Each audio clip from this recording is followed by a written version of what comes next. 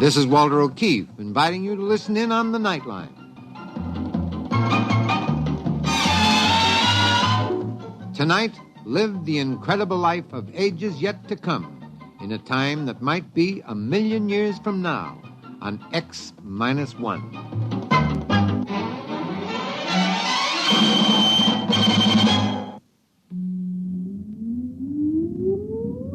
Countdown for blast off. X-5, 4, 3, 2, X-1, fire.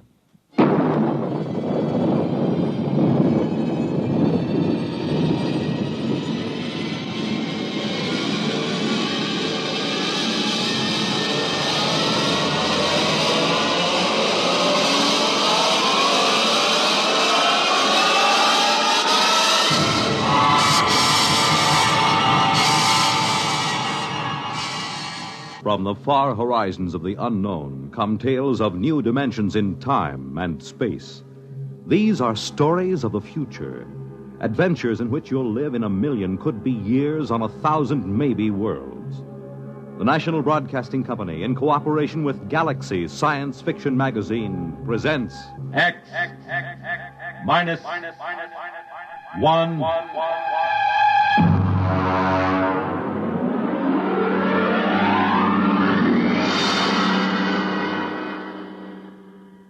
Tonight, Point of Departure by Vaughn Shelton. But first, hear this.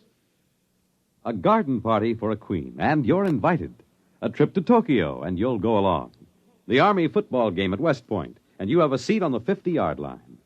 These are just a few highlights of the weekend Monitor has planned for you. Tomorrow night, Jinx Falkenberg is your personal guide at the party being given for England's Queen Elizabeth in the garden of the British Embassy in Washington, D.C. Saturday, you'll be off to historic West Point for the great Army-Pittsburgh football game. And that excursion will be followed later in the Monitor day by a trip to Tokyo, where you'll visit the famed Japanese Kabuki Theater and the exotic Ginza nightclub district. Eleanor Roosevelt, Helen Hayes, Pat Boone, and Tony Perkins will be among the celebrities visiting Monitor this weekend. There'll be music, comedy by Fibber McGee and Molly, Bob and Ray, features, news, and sports. So start your weekend right with Monitor on Friday night and stay with Monitor all weekend long over most of these same NBC radio stations.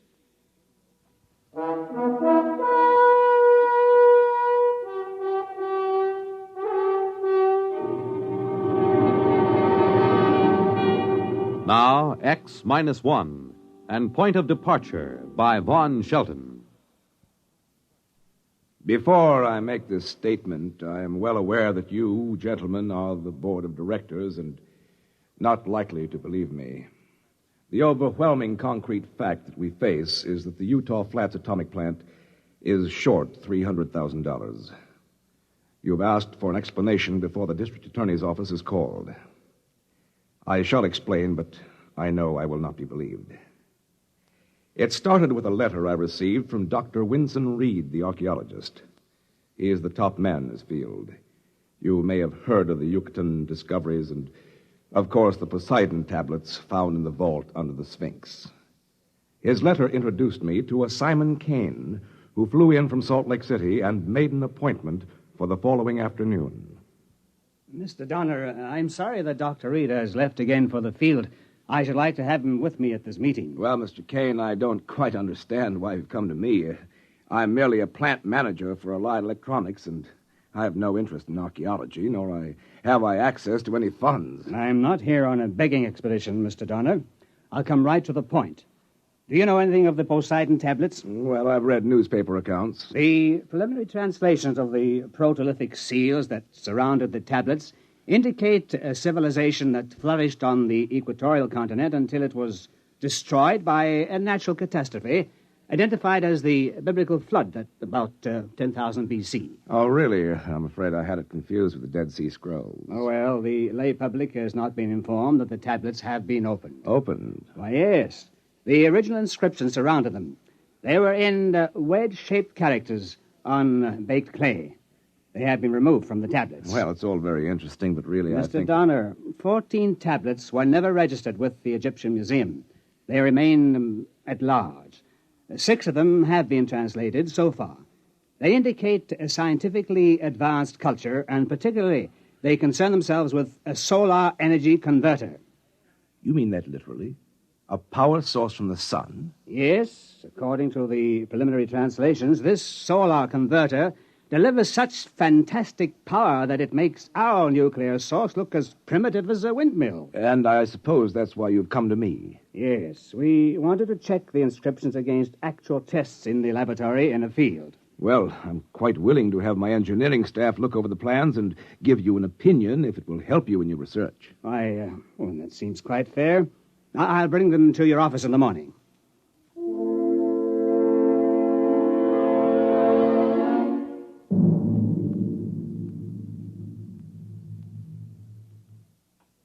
I suppose I half believed him at the time. I had heard of the Poseidon tablets, and I knew that the frontier of archaeology had been pushed back far beyond current thought by them. You gentlemen of the board of directors will have to believe me that I suspected no fraud. I had no reason to doubt Kane. I called in Rowell and Henniger, 2 of our engineers, and left them alone with Kane. About 5 o'clock, I got Rowell back in my office. Mr. Donner, it's remarkable. Quite remarkable. Of course, I don't quite understand the field mathematics involved. Rowell, I want a simple answer from you because I'm a simple executive type. Will that thing work or not? Well, of course, it'll need a field test, but theoretically, I see no reason why it shouldn't. Should we build it? Well, there isn't any question, is there? It's revolutionary. Quite revolutionary. All right. You and Henniger are assigned to it. I'll give it a project name in the morning and allocate a research budget. You'll be working with Mr. Kane.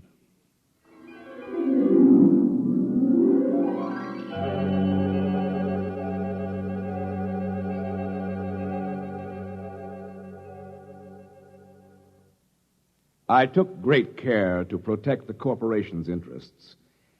I shall submit in evidence the contracts I drew up with Mr. Kane. I set Rowell and Henniger up in an isolated shop in the west corner of the plant area, and they had a device functioning within 3 weeks. A week later, I checked in at the shop again and found Rowell still working with the power unit. Naturally, I asked what he was doing. You see, I'm getting ready to mount the solar energy converter on the projectile now, Mr. Donner. What projectile? Mr. Kane leased a surplus one-man rocket from the White Sands project. We're going to rig the solar unit in it. You mean power a rocket with the solar unit? You see, it's a question of field mathematics and the quantum... Rowell, I'm an administrator, not a scientist. I ask you your engineering opinion.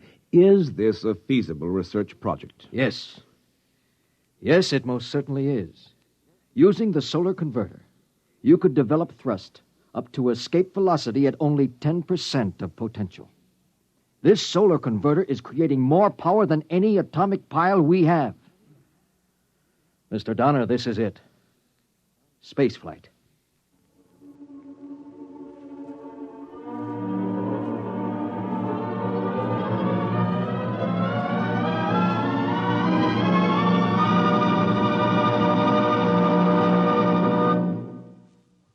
You are listening to Point of Departure, tonight's attraction on X-1. This is...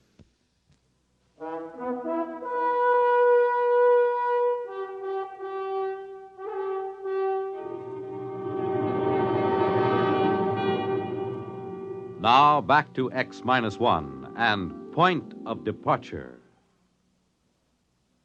Of course, whereas the purchase of the projectile was not authorized, I should like to point out to the board that I acted most conservatively.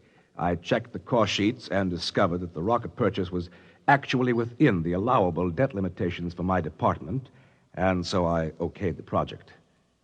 However, I was concerned with the irregularity of an expenditure before authorization, so I drove out to Simon Kane's place to speak to him about it.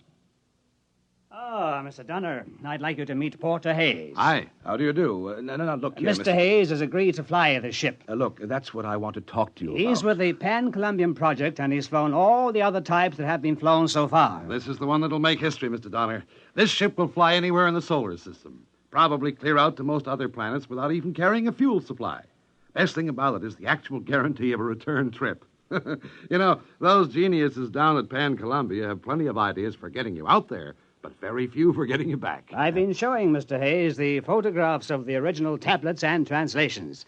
You see, Mr. Donner, aren't they beautiful work? Kane, I want to talk to you in private. The cost sheets. Hey, Kane, where's the last tablet? There are only pictures of 13 here. That's right. The first 13 tablets take us through the construction of the unit and the ship and the inventor's 6 successful trial flights.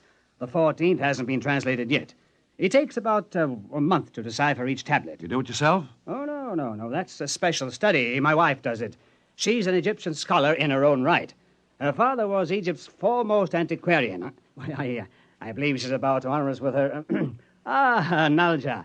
I should like you to meet Mr. Hayes and Mr. Donner. How do you do, gentlemen? How do you do? How do you do? My dear, we thought you could give us a hint about the text of the 14th tablet. Are you far enough along? No, I am sorry. I have only just started. The language symbols are a little different from the others, and it is a bit difficult to read. Well, all I want to know is, when's the ship going to be ready? In good time. It's waited 12,000 years. A week or two more won't matter.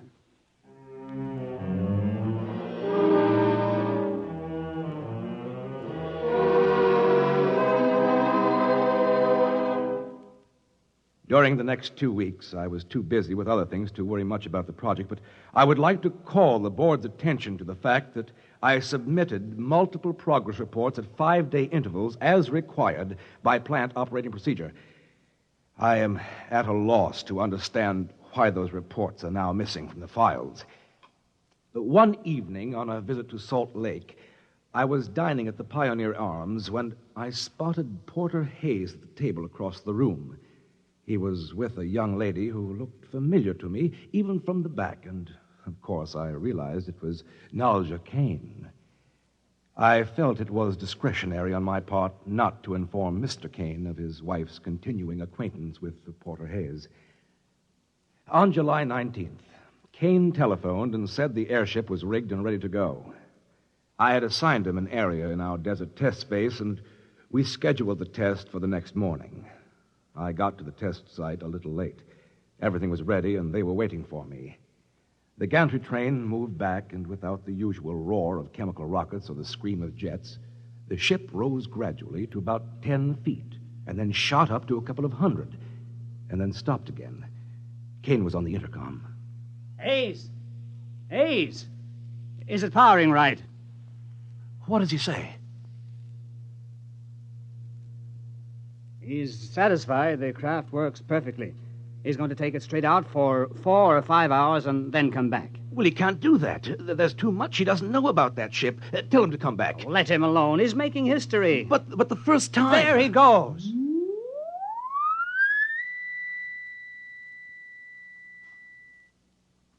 Well, I think I'll go down the road a few miles to get some breakfast. I'll be back shortly.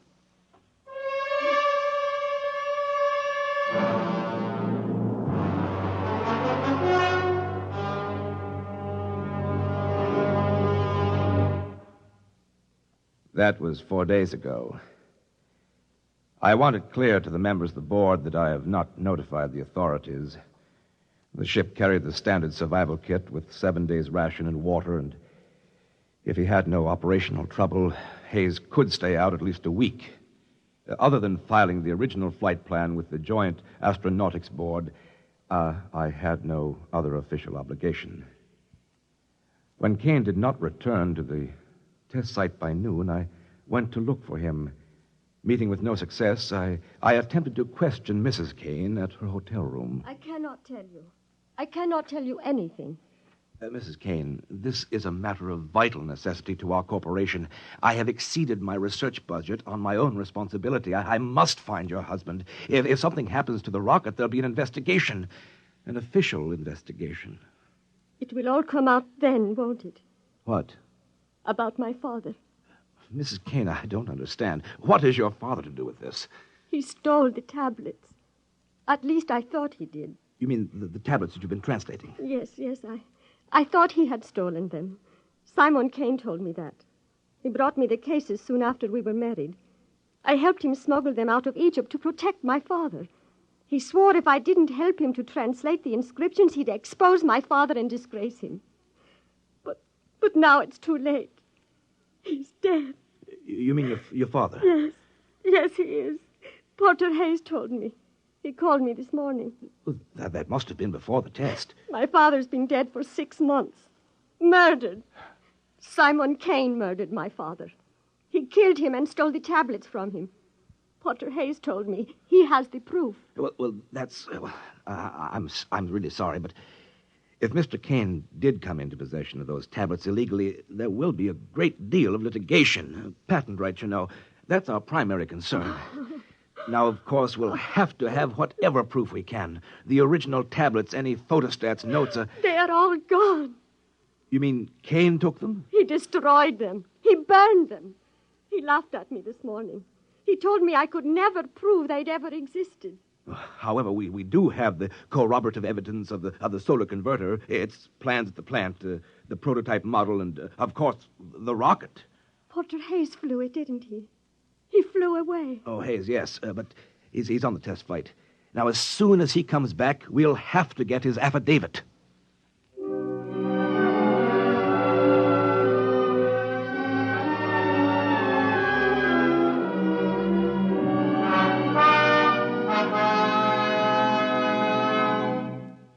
I'll admit I am at a loss to understand the absence from the plant files of all plans and prototype models of the solar converter. However, I am awaiting a report momentarily from our proving ground near Salt Lake on the return of Porter Hayes and the rocket. In the meantime, I am in receipt of a communication from Mrs. Kane, who had discovered a sketch of the 14th tablet, which remained unburned. She includes a translation, and I open this now in the presence of you gentlemen, and I include it in my report.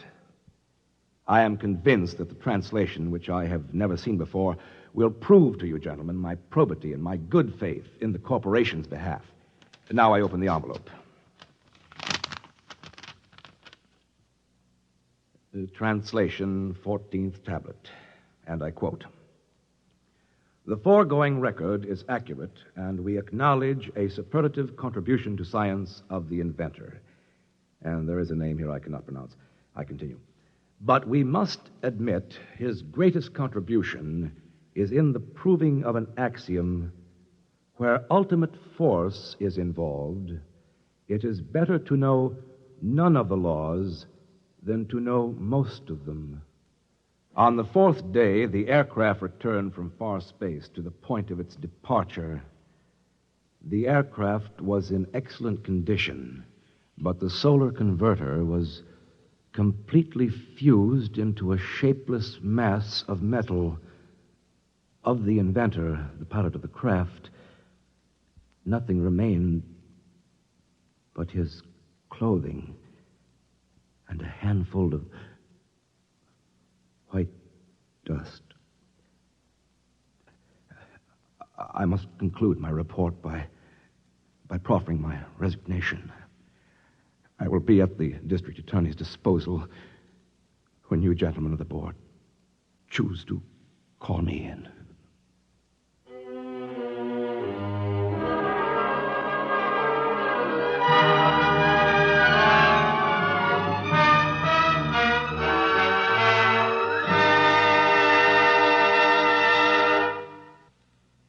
You have just heard X-1, presented by the National Broadcasting Company in cooperation with Galaxy Science Fiction Magazine, which this month features Willie Lay's factual account of the fascinating disappearance of the dodo. On with the dodo hunt. Galaxy Magazine, on your newsstand today. X-1 has brought you Point of Departure, a story from the pages of Galaxy written by Vaughn Shelton and adapted for radio by Ernest Kenoy. Featured in our cast were Dean Lyman Almquist as Mr. Donner and Ilya Braca as Mrs. Kane. This is Fred Collins. X-1 was directed by George Voutsas and is an NBC Radio Network production.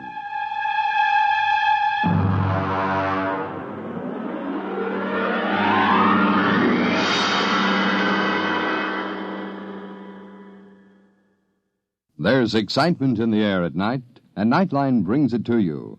Hear Nightline with Walter O'Keefe next on most of these NBC stations.